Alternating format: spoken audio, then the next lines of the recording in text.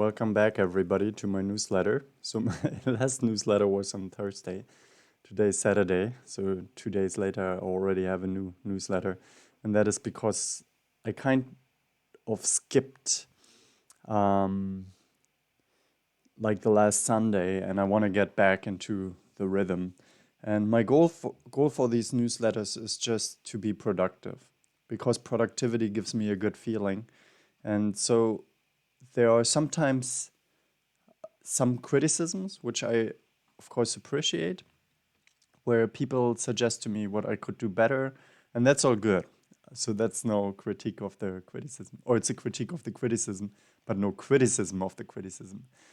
The point, however, is that I believe that productivity is always the most important aspect when you do something, because during the process of being productive, you can think about how you do something better. But very often, when we try to do something better, we just make it more complicated, and then it will reduce the productivity. So I believe that the focus should always be on how to be more productive, or at least how to become better without inhibiting the productivity. And so therefore, instead of trying to make it perfect and to plan everything, my priority is producing one video every week. And that does not sound like too much work, right? But consistency is always key. And it's more difficult than many people believe. Okay, what do I want to show to you today? I want to show to you, or I want to discuss, of course, the World Championship in chess. That may be very boring for some people, because they are not as much chess fans as I am a chess fan, as much of a chess fan as I am a chess fan. But it's an event. I won't talk that often about chess, right? But this is the World Championship in chess. And Magnus Carlsen just won it. So congratulations to Magnus Carlsen. I'm sure he watches. And he won against Jan Nepomniachtchi. And what is very interesting about that is that I believe Nepomniachtchi, after he lost the first game, he really lost motivation to play the games further against Carlsen. And Magnus Carlsen is probably one of the most stable players, the most stable geniuses after Trump in the world. And it's probably impossible to win against him if he wants to draw. So Nepomniachtchi just collapsed and lost 4 games in a row, which never really happened in a World Championship. So what's interesting here? So this is an interesting channel. So the name of that channel is Agadmator, Agadmator's chess channel. And I follow that channel for a long time. You see, it has 1.19 million subscribers. And Agadmator, he's a better player than me. He has, like, I believe, a rating of 2,200, which is not yet on the level of being a national master, international master, grandmaster, or super grandmaster.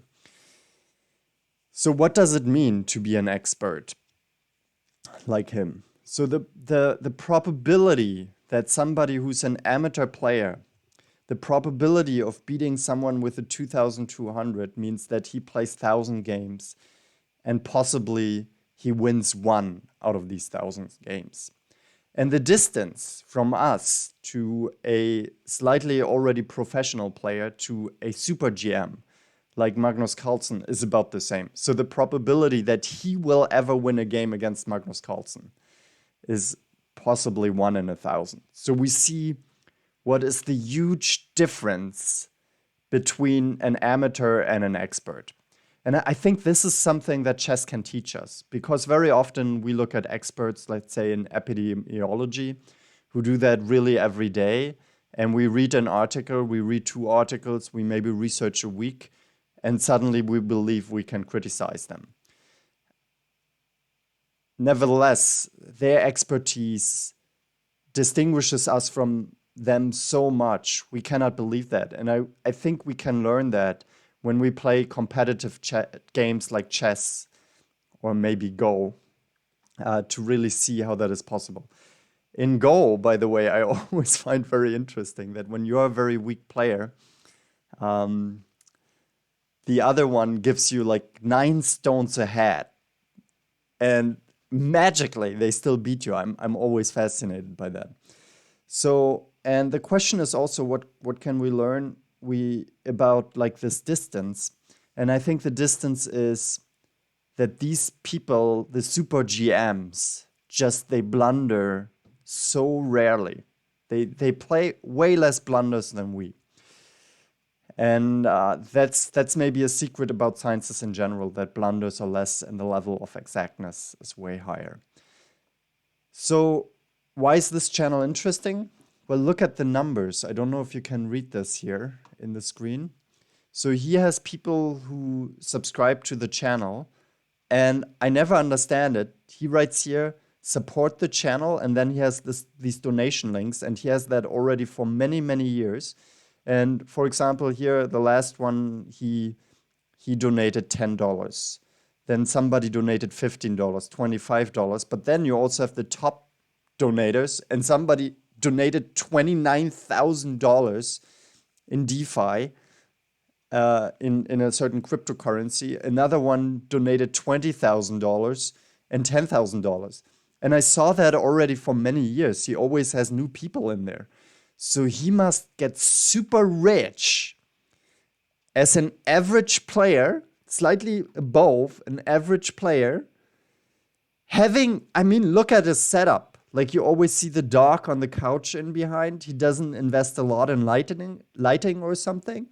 And what he does an analysis of the games. I sometimes watch it, but I have to say, it's not a real deep level. So no criticism of him. It's a good format. He says, I analyze a game in under 15 minutes, which is clever for YouTube. And I do it really fast, and I just show you the game with tiny analyses in these games. And we can see how fast he, for example, handles the opening. Let's just watch it for 1 second. Being said, let's check out the game. Magnus with the white pieces opens with e4. We have e5 by Young, knight to f3, and again knight to f6. We have the Petrov defense, and in game 8 we've had the d4 line, but now Magnus repeats knight captures on e5 like he did in game 4. So here we have d6, and now knight back to d3. If you remember, in game 4, knight to f3 was played, but here Magnus goes for knight to d3. It's the famous game, Magnus Carlsen versus Fabiano Caruana from the 2018 World Championship match in London, the one that Magnus almost lost. Well, he was, in a pretty bad position, but that's what Magnus decided to play. This is how it goes. Sometimes he's faster, but he really handles the game in 12 minutes, and that's what I find fascinating. Okay, this was pretty much chess today. Some people may say that's not so much their cup of tea. But I think there are some lessons to be learned, and one lesson is, like, what is simple channel? And he does it consistently every day, and he must be, in my mind, a millionaire right now, because I followed, like, sometimes the streams of people donating. But maybe I'm wrong. Okay, Colin and Samir, these are 2 other YouTubers who are coming up. This is also a very interesting interview with the Patreon CEO, like who invented Patreon and how he believes Patreon should be situated. I haven't yet watched the whole interview, but they do it very well from the perspective of a creator. Creators are the new working class in our current society, and probably also already a creator. I'm a low-tier creator. It's a new form of exploiting the self. Now we try to exploit the creativity of someone. And Patreon may help us. It's interesting that Patreon converts to an old model of, let's say, the 19th century, where an artist could only do his work when he had a benevolent Patreon. But yeah, that may be a bit overcritical. It's interesting to learn something about Patreon here. And I may also start with Patreon. So some of my viewers, they are interested in GPT-3 and new AI models. I really recommend Yannick Kilcher. He will keep you up to date with regard to modern AI. There's seemingly a new algorithm for tackling math problems. That was kind of interesting. But of course, he also talks about a new language modeling system on Microsoft, and Microsoft actually published a new blog post that he discusses. I don't really understand it, but we can have a very brief look into his presentation. For having me, and good day. Microsoft Research blog has a new entry called Efficiently and Effectively Scaling Up Language Model Pre-Training for Best Language Representation Model on Glue and Superglue. The blog post is about a new model in the Microsoft Turing series called TNLR-v5. So yeah, it is a bit technical, but I think if you want to stay up to date on these new inventions, then this is one of the best blogs that you can actually subscribe to. Not the best blogs, but I mean the best YouTube channels. So yeah, let's go to the next. For entertainment, I always watch Best of the Worst. And this is for people from RedLetterMedia who always analyze different movies. And I think the way they criticize and analyze these movies, it's a league of their own. It's very ironic, and they have a very interesting perspective on details that they can provide. Not so much politically motivated. They don't criticize so much the modern feminism that infiltrates modern media. So in that sense, it is not like other channels who look in a very political way currently on Hollywood. They look more for an eye for the absurdities of the production. And so they also have a series which is called Best of the Worst, where they come together and watch really bad movies and try to analyze what the director has thought. And actually they enjoy bad movies, and that's something that I appreciate. In the end, you also learn something about movies. We watch a short scene from how they analyze New York Ninja, just to say they don't just watch bad movies. They also analyze Halloween, Evil Dies Tonight. And they make fun of superficial ways of producing entertainment, which doesn't come to my eye always immediately. But then I say, wow, yeah, that's true. There you go. He's so awkward. He looks like he's gonna fall. No. You don't want to get in a fight on roller skates. Just stand back there. Everybody. Oh my god.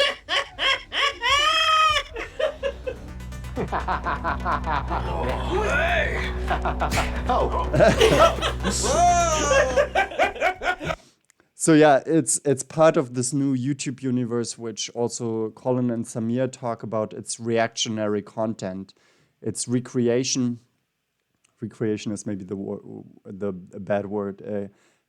However, it's not just the creation of a new topic anymore. It's a reproduction of something that already exists. And in that sense, they also discussed Mr. Beast, who copied Squid Game and did it on YouTube. Very poorly done in my mind, but of course high productional value, and it achieved 120 million views already, while Squid Game was only watched by 148 million. So probably Mr. Beast will overturn that. And yeah, that's a general question, right? How does YouTube produce something new? Or are we now really in the time of just reproducing? And there are so many people who just react to content, and I myself do that, right? You see that here, how I just react. But there are one of the people who I would say are quality reaction. Yeah. And with that, let's go to the next topic. Like, the new trend are actors that are specifically interviewed. It's not like this big interview anymore for 1 hour where you try to talk with Tom Hanks, for example, about everything. They talk about very specific contents, and they ask, hey, how was that back then when you did Castaway? What were the intricacies? Like, how is that a really good movie for you? And they really go into details. But it's like these old actors reacting on their old movies, and now I'm reacting on that. So this recycling of content is part of our time. And I I enjoyed this talk with Tom Hanks because Tom Hanks is indeed a good storyteller, and he tells you how they actually made one of these very interesting movies, Castaway. And then start filming it again. We took a whole year off. We worked on that. Bill Broyles and myself worked on that movie for 4 years, just trying to figure out the 3 acts. Yeah. We really only had an act and a half. It came about because I read an article about FedEx. So, and it's interesting to hear the story of Castaway and how difficult it was to make that movie, because you think, okay, it's just him on an island. You just get the production crew there. And they had the director of Back to the Future 1 and 2, what's his name? Bob Zemeckis, right? Who also made Forrest Gump. And you would believe that that should be easy for Hollywood, right? But Hollywood says, oh, original content, and we should have a production stop for 1 year so that Tom Hanks can lose some weight. Do we really want to do that? So it's an interesting interview about these aspects and how difficult it is to produce real content. Okay, we are into 16 minutes, but I just want to say a last thing for people who are more keen to listen into something in German. I like Frank Thelen. He has this new font, this new stock font that you can actually buy, and they try to get a 10x performance in the next, let's say, 10 years, which would beat the market, which usually just doubles in 10 years. And it's interesting how they analyze different companies for their potential of innovation in the future. It's in German, but I think they have very interesting ideas. They have very interesting companies in their portfolio, and they show you the portfolio that they actually have. They still have Tesla in there, which is interesting. Palantir, Li-Cycle. Li-Cycle is interesting. Unfortunately, I cannot buy it on Trade Republic. It's a company that recycles batteries. Definitely an interesting feature. I recommend that if you are interested in learning about the future. And you can also activate English subtitles. Okay, so far that's good. If you watched until here, then give me a like, a thumbs up, subscribe to the channel, and see you next week with my almost weekly. Bye-bye.